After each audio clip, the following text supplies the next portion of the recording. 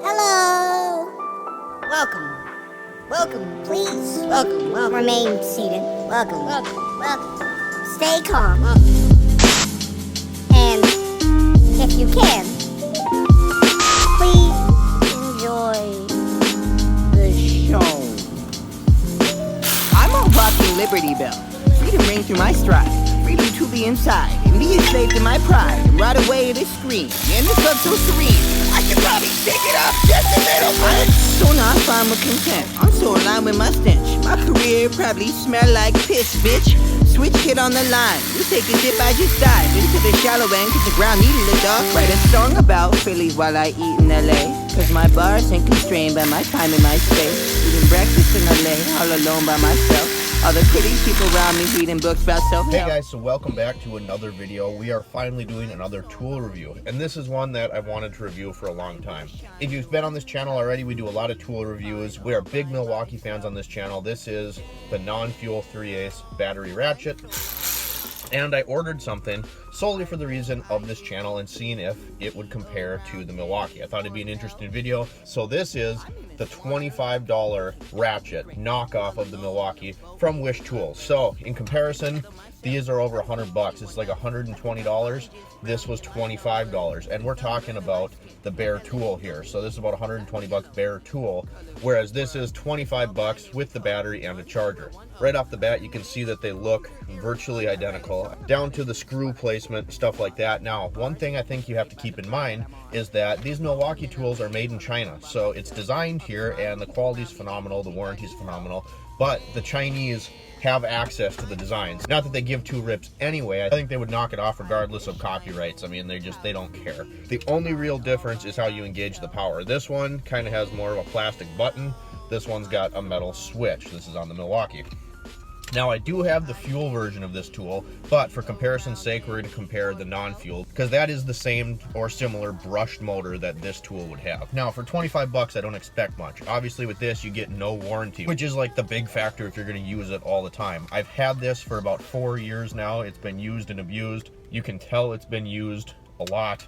This one I've been using and I've been abusing just like I do my Milwaukee stuff, just because I'm curious to see how long this thing lasts. But if you look at this thing, I mean, the materials feel really nice. They feel identical to the Milwaukee. The plastic isn't like a cheap hard plastic. It feels really solid. The rubber grip on the handle feels really good.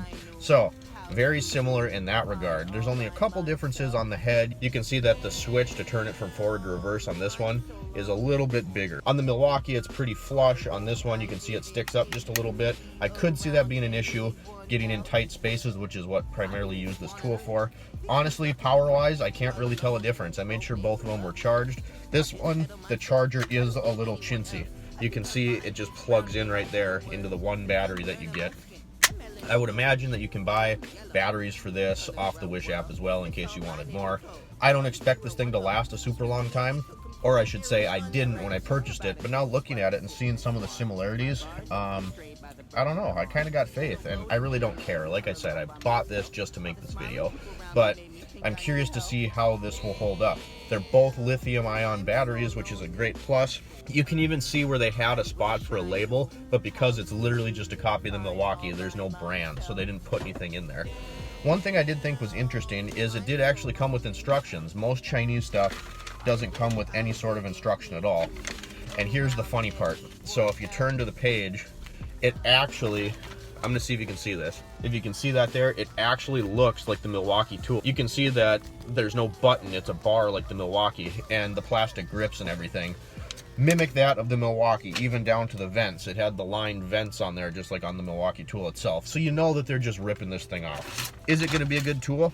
Well, I'm gonna know, then I'm gonna let you guys know. So I'm gonna use this thing and abuse it until it breaks or doesn't break. I'm gonna give it about a month or so, and then we'll revisit this subject. But I just thought it was kind of cool. Like I said, I have used it, I have been using it, I've put it through its paces. You could see there earlier today I did an engine mount on a Ford Freestyle, which is a really weird car. Like, I've seen them before, but what is it? Is it a car? Is it an SUV? Is it a minivan? It's kind of like everyone in the design room was just like, I know, we'll just do all of it, and just like smushed it all in there.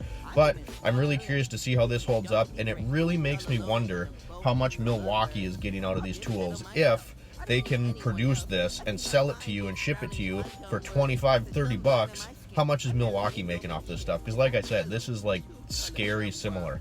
Am I going to buy a bunch of power tools off Wish? No, I'm not. Once in a while, I'll buy something on there just to do a review, see if it's any good, because I get curious. 25 bucks if it breaks, if it lasts a week, who really cares? I just bought it because I was curious and wanted to make a video for you guys.